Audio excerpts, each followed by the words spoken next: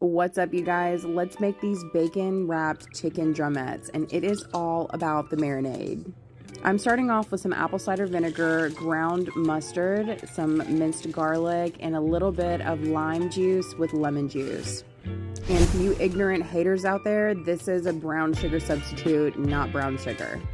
Anyway, here's a little bit of salt and pepper that I'm going to add to my marinade mixture, and then I'm going to come in with just a little bit of olive oil, mix it all together, and then we're going to start adding in our chicken drummettes. Now for this marinade, you definitely want your chicken to at least sit in this overnight. It is the best when you make it off of the grill, but it's still a little cold where I'm at, so we're going to pop these things in the air fryer.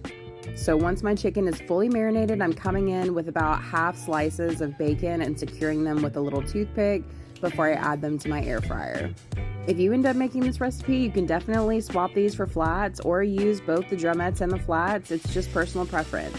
So once I put them in the air fryer, we're going to bake these at 375 for 20 minutes on one side, flip, and then another 20 minutes, and they come out perfect.